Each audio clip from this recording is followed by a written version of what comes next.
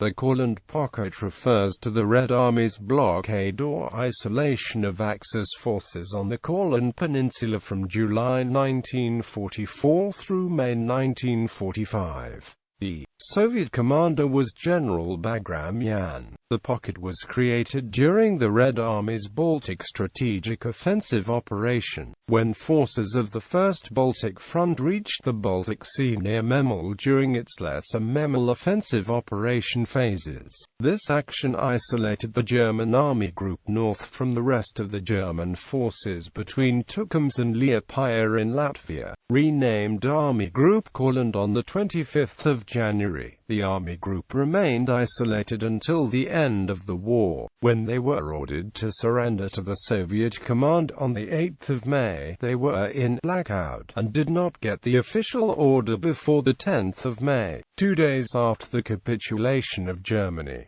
It was one of the last German groups to surrender in Europe. Background: Courland, along with the rest of the Baltic eastern coast and islands, was overrun by Army Group North during 1941. Army Group North spent most of the next 2 years attempting to take Leningrad, without success. In January 1944, the Soviet Army lifted the siege of Leningrad. On the 22nd of June 1944, the Red Army launched the Belarusian strategic offensive, codenamed Operation Bagration. The goal of this offensive was to liberate the Belarusian SSR from the German occupation. Operation Bagration was extremely successful, resulting in the almost complete destruction of Army Group Center, and ended on 29 August. In its final stages, Operation Bagration saw Soviet forces strike deep towards the Baltic coast, severing communications between the German Army Group North and the remnants of Army Group Center. After Operation Bagration ended, the Soviets continued the clearing of the Baltic coast,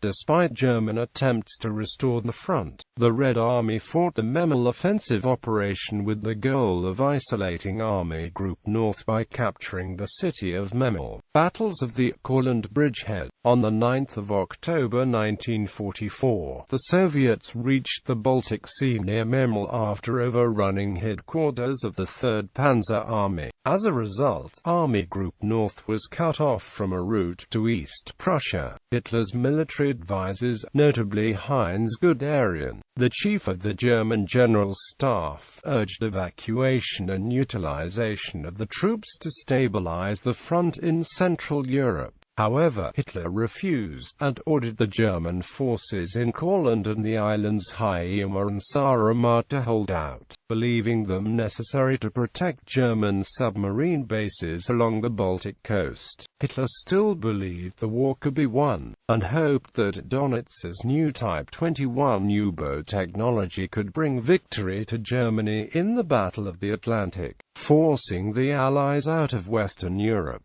This would allow German forces to focus on the Eastern Front, using the Courland Pocket as a springboard for a new offensive. Hitler's refusal to evacuate the army group resulted in the entrenchment of more than 200,000 German troops, largely of the 16th Army and 18th Army, in what was to become known to the Germans as the Courland Bridgehead. 33 divisions of the Army Group North, commanded by Ferdinand Schorner, were cut off from Prussia and spread out along a front reaching from Riga to Liepāja, retreating to the more defensible Courland position. Abandoning Riga, Soviet forces launched 6 major offensives against the German and Latvian forces entrenched in the Courland Pocket between 15 October 1944 and 4 April 1945. The German two-phase withdrawals during the execution of the second stage of the Soviet Baltic Offensive, subsequent to the pocket being formed in the Baltic Offensive's first stage, the Memel Offensive Operation.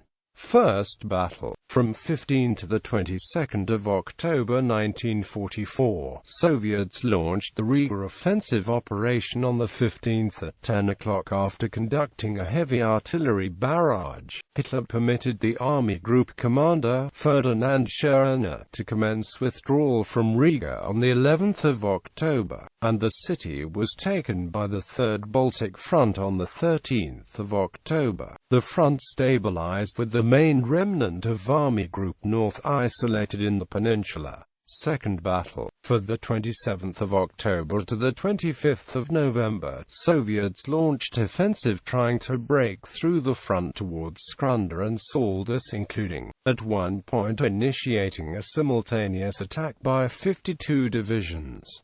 Soviets also attacked southeast of Liepāja in an attempt to capture the port. 80 divisions assaulted the Germans from 1 to the 15th of November in a front 12 kilometers wide. Despite the 10-to-1 advantage in manpower, the Soviets seized only a strip of land roughly 4 by 12 kilometers in size.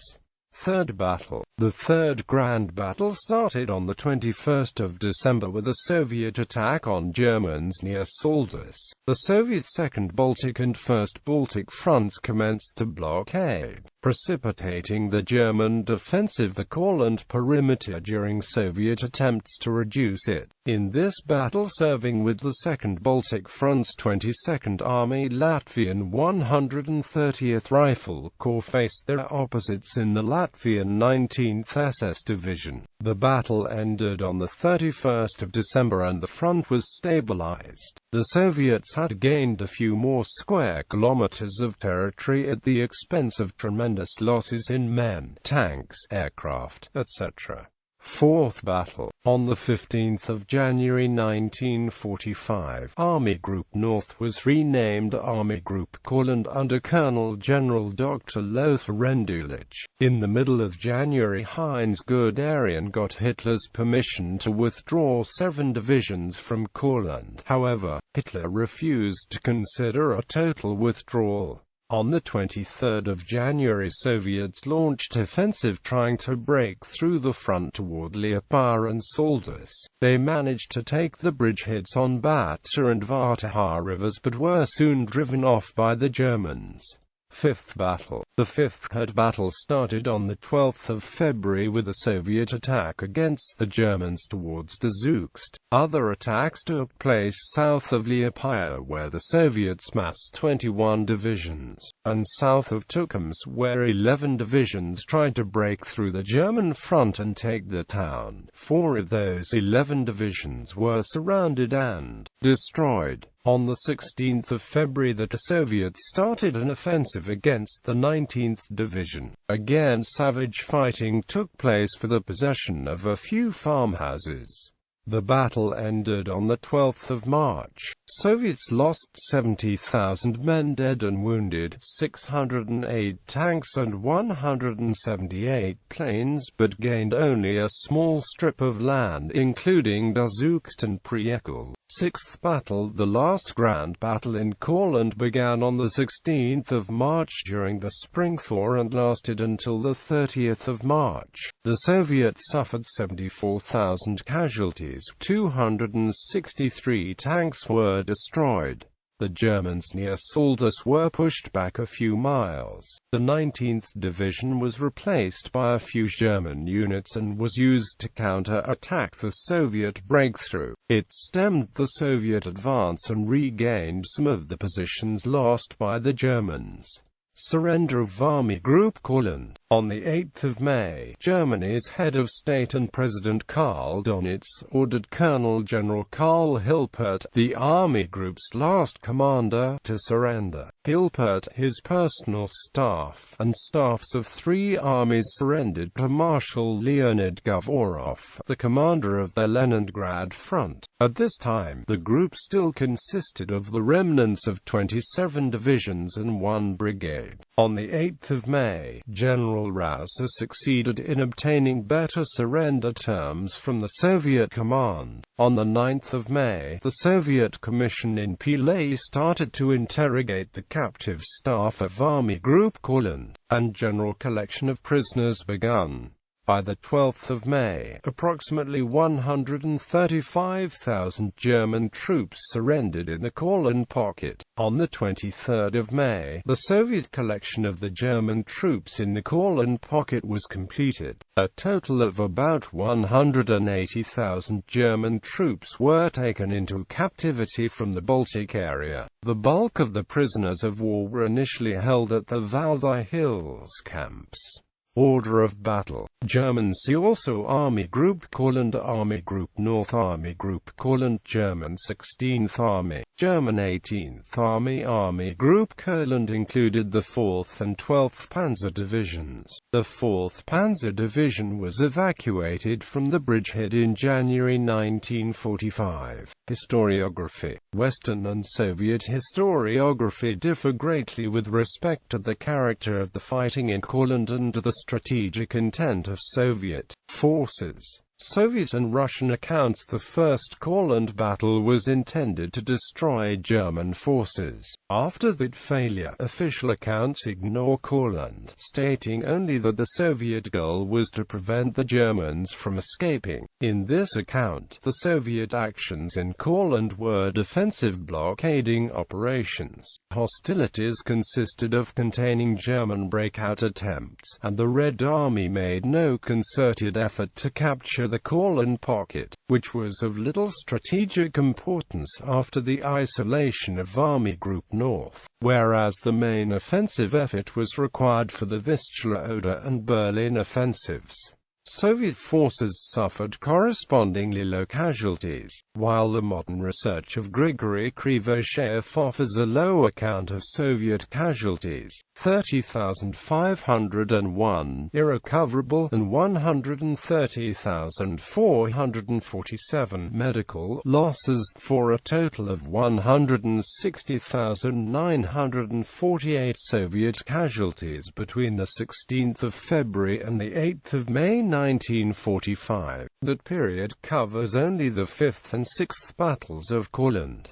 According to Russian historian A. Isayev, Courland was a peripheral front for both the Soviets and Germans. The Soviet goal was to prevent the German troops from being transported by sea to reinforce the defense of Berlin. Soviet operations intended to further isolate and also destroy the enemy, but the strength of the attacking troops was too low to make any significant progress in the difficult terrain. However, the Soviet commanders worked competently, and as a result the casualties were low.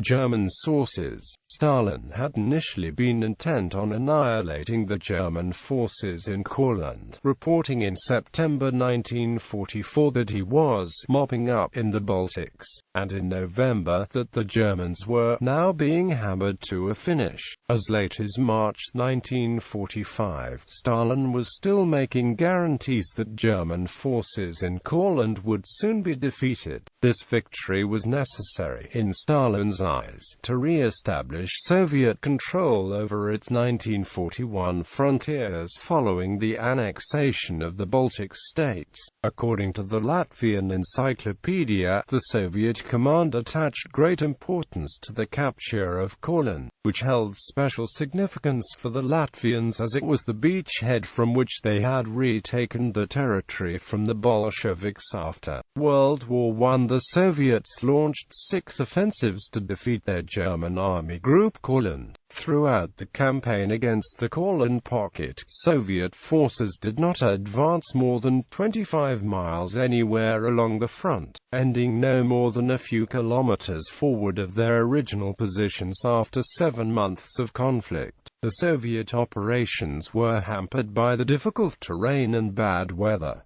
The German Army Group reported inflicting heavy losses on the Soviets. According to a communiqué from the German Courland Command of 16 March 1945, the Soviet Army lost 320,000 soldiers, 2,388 tanks, 659 planes, 900 artillery pieces, and 1,440 machine guns through the first 5 battles in Courland. The Soviets are estimated to have lost an additional 74,000, with 553 taken prisoner in the 6th and last battle. The total German casualties in Courland are estimated to be over 150,000. The withdrawal of Soviet units starting from December 1944 indicates that the Soviet command did not consider Courland to be as important as other sectors of the Eastern Front. Destroying the German forces that was not worth the effort, and the goal was now to keep them from breaking out. The next 3 offensives were most likely intended to prevent the evacuation of German troops by sea. By the start of April 1945, the Soviets viewed the German forces in Courland as not much more than self-supporting prisoners. Aftermath.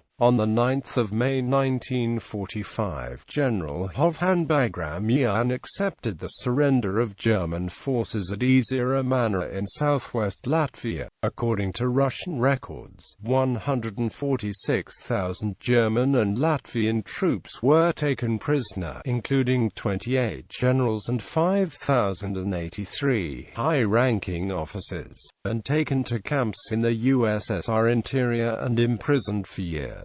Current scholarship puts the count of those surrendering at more than 200,000 to 189,112 Germans, including 42 generals, among them the German commander, Karl Hilpert, who subsequently died in a Soviet POW camp in 1947, and approximately 14,000 Latvians. The Soviets detained all males between the ages of 16 and 60, and conducted widespread deforestation campaigns, burning vast tracts of forest to flush out resistors.